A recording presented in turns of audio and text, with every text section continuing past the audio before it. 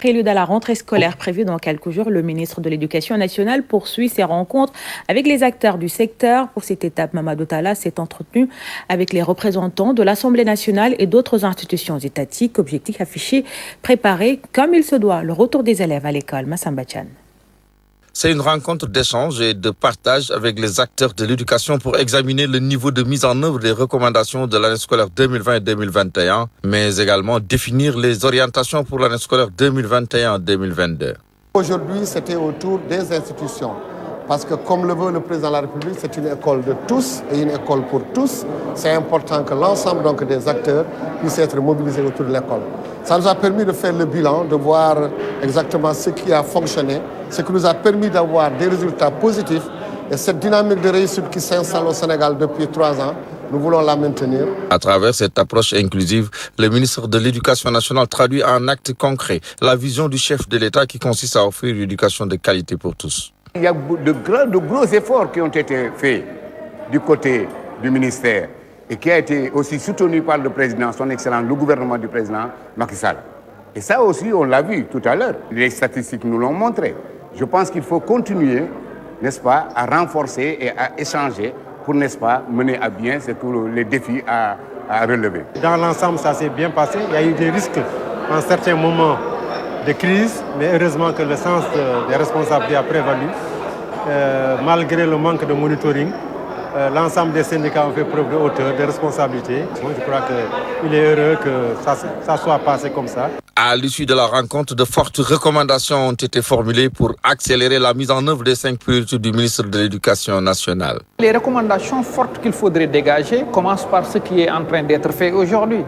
De se concerter avec tous les acteurs du système éducatif, d'échanger avec eux, de leur faire comprendre notre volonté et leur rappeler leur importance. Nous avions 5 priorités depuis 2019, liées d'abord à l'apaisement du climat social, deuxièmement l'efficacité et l'efficience, troisièmement la formation non seulement des enseignants mais des gestionnaires également de nos établissements, et quatrièmement au niveau de l'accès et enfin retour aux valeurs. Nous avons donc étudié tout ça et la mise en œuvre donc, de ces priorités qui a démarré depuis 2 ans se poursuit. Donc c'est tout le sens qu'il faut donner à ces rencontres. À quelques jours de l'ouverture des classes, des dispositions pratiques, environnementales, sanitaires et pédagogiques sont prises. Le ministre Mamadou Talla a invité les acteurs de l'éducation à une grande mobilisation pour rendre effectif le concept Ubitei Djangetei. L'institutionnalisation d'une année obligatoire d'éducation scolaire, c'est le souhait de l'Agence nationale de la petite enfance et de la case des tout-petits. Annonce faite lors d'un atelier de partage avec les services déconcentrés. Occasion également pour l'agence d'inviter ses collaborateurs à maintenir le leadership, notamment dans le sous-secteur de la petite enfance. Pape Kolingam.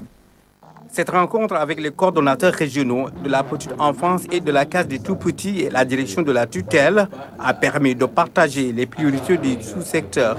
Nous avons en fait tenu cette rencontre qui nous a permis de sortir avec un plan opérationnel qui prend en charge toutes les préoccupations qui ont été soulevées lors de cette tournée. Et nous allons, avec bien entendu la tutelle, travailler à la mobilisation des moyens nécessaires et avec l'appui des partenaires techniques et financiers pour que ce plan opérationnel soit réalisable. Les infrastructures, les équipements, les conditions de travail et la faible implication des collectivités territoriales dans la prise en charge de la petite enfance, entre autres contraintes, ont été soulevées. Les difficultés sont d'ordre logistique, sont d'ordre lié au fonctionnement de la coordination. Et pour assurer le fonctionnement, la coordination, le coordinateur se fonde sur un certain nombre de moyens qui lui permettent au quotidien de faire son travail. Le président a donné des instructions claires sur la finalisation des chantiers. Nous avons rencontré les entrepreneurs qui ont pris des engagements et le suivi est effectué donc, au niveau de l'agence et au niveau des concentrés. À une semaine de la rentrée scolaire, des dispositions pratiques sont en train d'être prises. Nous avons véritablement travaillé à mettre à la disposition des structures des kits d'hygiène avec l'appui de notre partenaire, la COICA. Mais nous avons lancé un appel également auprès des autorités qui sont dans les régions à nous aider à mettre à la disposition des coordinations régionales une dotation en fourniture scolaire. Cet atelier de Mbour a été une occasion pour les acteurs et les autorités de la petite enfance et de la case des tout-petits de formuler des recommandations à mettre en œuvre afin d'opérationnaliser le plan de travail déjà élaboré.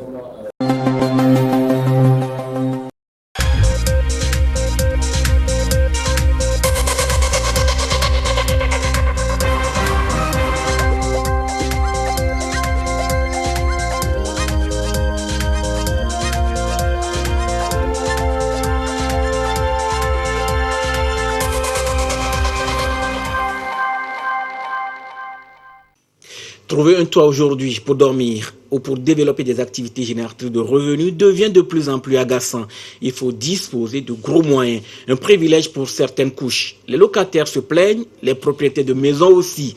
Les cautions sont exorbitantes. Comment expliquer ce phénomène dans l'immobilier? Urechamega. Le jour se lève sur les toitures de cet ancien quartier de la capitale togolaise, Badago. À l'étage de cet immeuble se trouvent les locaux de cette entreprise spécialisée en développement d'applications. Un appartement acquis depuis 2018, mais non sans difficulté. Le loyer actuellement nous revient à 120 000 francs le mois. Nous avons donné une caution de 10 mois, donc ça fait banalement 1 200 000. C'était difficile, mais je pense que c'est le moins qu'on a eu à trouver. Toute une fortune pour se procurer un logement ou un local pour ses activités. Cela est monnaie courante un peu partout dans le Grand Lomé. Cette dame, boutiquière ici à Kégué, n'y a pas non plus échappé. La caution, on te demande de donner à peu près 10 mois ou bien 1 an. Mais au moment où tu veux partir et que tu réclames l'avance là, ça devient un problème. Direction Djaglé, une banlieue de la capitale. Malgré la distance par rapport au centre-ville, le phénomène de la cherté des loyers et cautions se fait de plus en plus ressentir. Il y a des gens qui peuvent venir prendre le domicile. Ils vont payer la caution et par après, s'il y a des dégâts, ils n'arrivent pas à supporter. Donc c'est de cette caution qu'on extrait aussi pour remettre les choses à leur place. 6, 12, voire 24 mois de caution pour avoir un toit, difficile pour le citoyen. Mais selon les spécialistes de l'immobilier, une réalité se dégage. Sur les 3 dernières années, nous avons constaté une grave augmentation, de sorte qu'il faut tirer une sonnette d'alarme. Ce système, d'abord, il faut savoir pourquoi ça s'installe. Tout simplement, c'est parce que les propriétaires n'ont pas de garantie de loyer, c'est-à-dire du locataire, la garantie de solvabilité du locataire. Il y a aussi une autre garantie qui est très importante, c'est au niveau juridique. Au niveau de la justice, quand le locataire devient insolvable, n'arrive pas à payer ses loyers, si le propriétaire doit mettre beaucoup d'années, c'est-à-dire suivre une procédure longue et coûteuse en plus, c'est-à-dire il doit encore débourser pour pouvoir faire sortir le locataire, ça ne l'encourage pas à baisser le coût des cautions et des avances de loyer. Il y a un point d'équilibre qui n'est pas atteint. Loyer et caution dans l'immobilier au pays, c'est en clair un vrai casse-tête pour les populations. Force demeure désormais au pouvoir public de départager.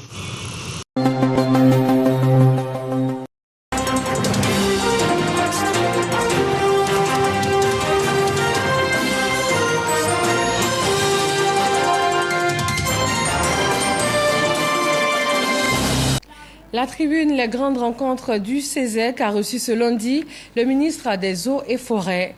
Alain Richard Danvailly a évoqué avec les conseillers économiques et sociaux la stratégie nationale de préservation, de réhabilitation et d'extension des forêts ivoiriennes. Il est question de reboisement, de renforcement de la gouvernance forestière, de respect de la législation. Sidonie Davila.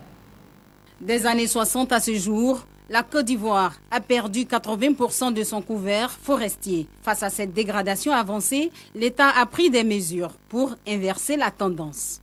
Pour éviter donc que les communautés aillent en forêt naturelle et couper des bois, des essences rares, il y a donc la création de forêts spécialement pour les bois énergie.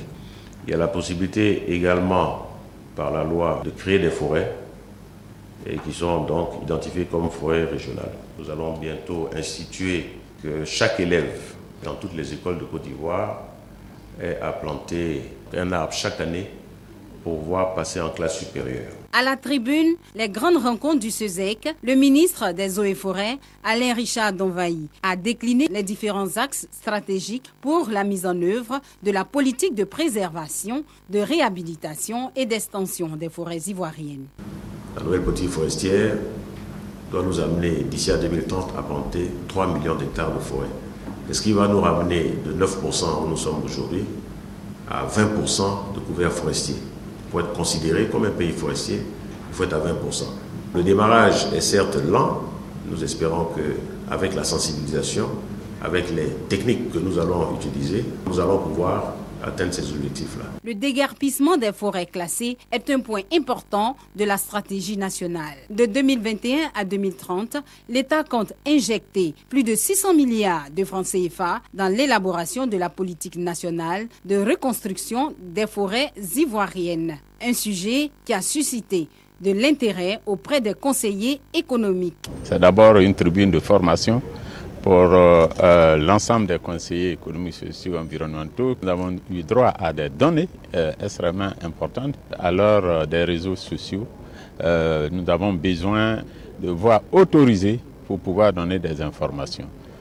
La forêt ivoirienne est menacée, le ministre l'a dit. Il n'a pas eu la langue de bois, mais il est heureux de savoir que les dispositions, la stratégie est en place pour pouvoir arrêter ce massacre.